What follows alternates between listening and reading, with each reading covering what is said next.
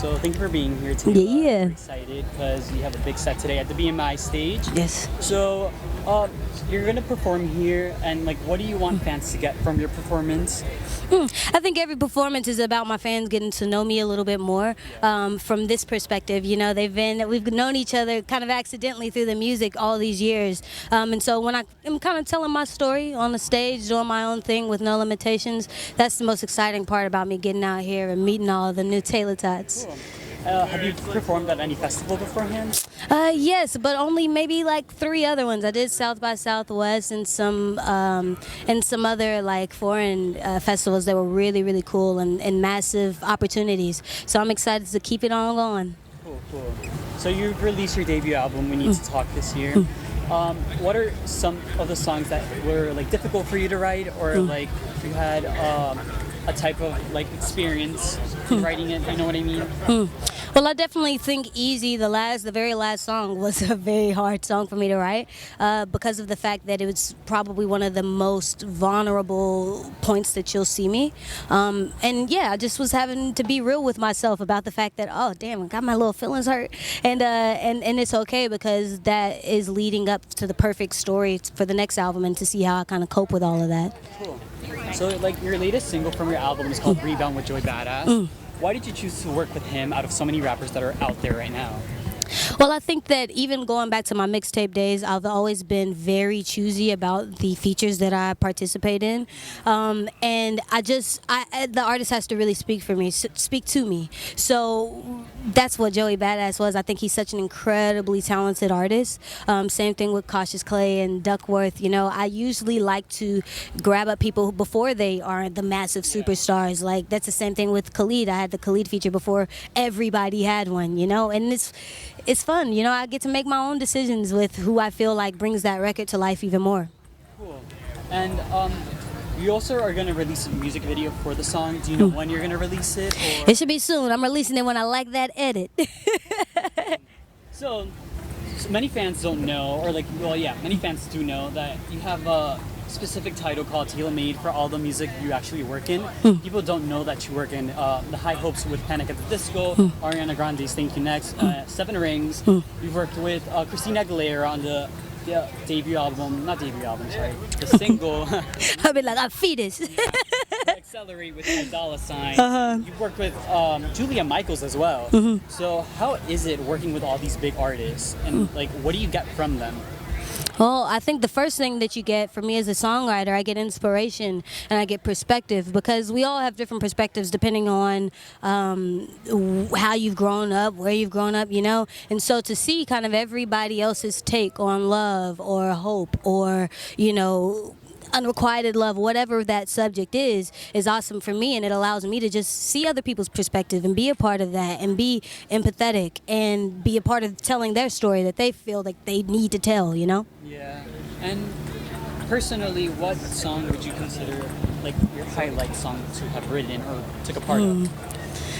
I don't think there's been just one song, but I definitely think in general, this year and last year, between, you know, Janelle's Dirty Computer album to Ariana Grande's Thank You Next album, to Anderson .Paak and Panic at the Disco. These are all different people that were a part of my journey as a writer and an artist, because of the simple fact that they do so many completely different things. I was able to learn something completely different from each of these artists. So my major thing as a songwriter was to show diversity and to show that, you know, this little black girl could write Panic at the Disco's, you know, #1 song. They could also write, you know, a pop song for Ariana or a rap song with Anderson and Kendrick. So I think that they've all played such a crucial role in me kind of defining my idea of success, you know, whether people knew I was behind it or not. It was just like, for me, I know. Okay, and as you know, K-pop is moving into America. So we have songs like Blackpink and Dua Lipa. We also have you, who worked with BTS on Mic Drop. So how did that happen? Well, I think that I've, again, like trying to be ahead of the curve. I was doing K-pop music 3 and 4 years ago. I had some of my biggest success, my first big success with K-pop groups, whether it was Red Velvet or BTS or EXO. There's all of these different groups that I've been a part of on the K-pop style. Same thing happened with, you know, Latin music in general. When I just think that it just goes to show, hey, if you just kind of rock with what you believe in, eventually the world will catch up. You know? Yeah. And as we know, you're mesmerizing and you have this beautiful Thank aesthetic. you. So how would you describe yourself to other people? A beautiful contradiction, I guess, because I'm the girliest tomboy I know. And, I do very, very tomboy things in a very girly way. You know what I mean? And so I like to play with that aesthetic of just redefining gender norms and genre norms and continuing to just push the envelope at all times.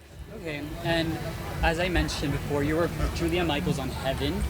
So what impact does it have for you to work with other singer-songwriters such as Julia Michaels, who are both basically like pursuing the same thing? You know what I mean? So like, how is it like? Do your like ideas like merge or?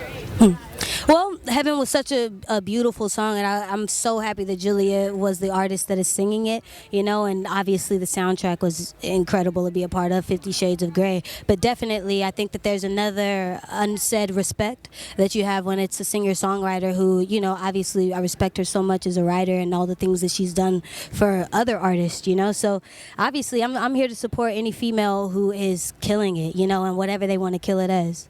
Okay. And you're also working with Sam Hunt. Yeah. Pictures. So what are you guys cooking up? Or Yeah, I went down to Nashville and just kind of had a week of just saying, I just want to get back to my roots. I'm from Texas. So basically, I was working with Christina Bellaney and Sam Hunt and, all these people. And I ended up having such an incredible time with him, writing some amazing records that week. And then also ended up accidentally writing the next song that I'll be releasing very soon with one of my favorite country artists in the world.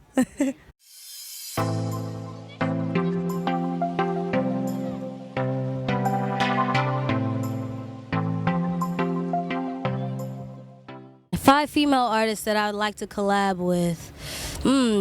Halsey, like as a writer or as an artist? Both. Okay. Definitely Halsey, definitely Missy Elliott, definitely, who else? There's so many. Lizzo would love to, and we started to have some sessions when we were on tour, which is awesome. She's incredibly talented. yeah, and she's really big with like Juice and like all her singles. Yes. Heard. So it kind of changes every single day. Whatever's inspiring me, because of the fact that there's so many incredible female artists out right now, and so many male artists out right now as well, that I think the possibilities are endless.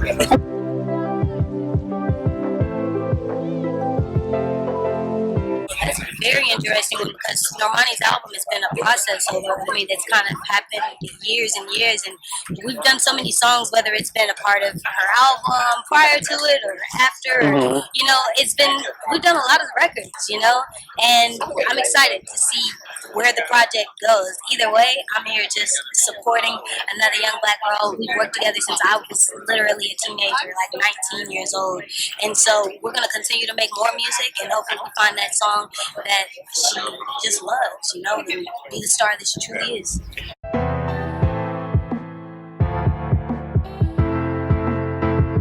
A song that didn't make the cut that I loved working on. That's a very interesting question. Oh man, and now I'm going through so many records that never make the cut for an album. But I think the majority of them did make the cut, and it was just tweaking from there for like a year and a half long process. But there was definitely, I have to think on that one because I write about 200 songs a year. So, Wow. so it's a lot for me to like dig into the memory bank and think of one specific time. But there's of course always records that just don't quite make it, and it could be whether it's the timing or where that artist is or whatever, But that's not to say those records will never come out either.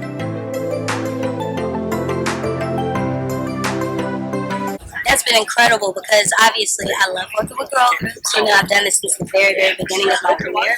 And being able to add something to their identity, being able to be a part of, something that really takes it over the roof, both here and over there where they're, more known, which is awesome. The girls are incredibly talented. And I think there's so much room to just really kill it right now. As anything. And also, I would love to be, the one that writes the record that Little Mix and Ariana does together. I think that I've always been a fan of putting two artists that I love in one. Khalid and Armani. Yeah. Same thing, you know. So I love when my fans get excited and their fans get excited to have us collaborate, you know. That's what it's all about.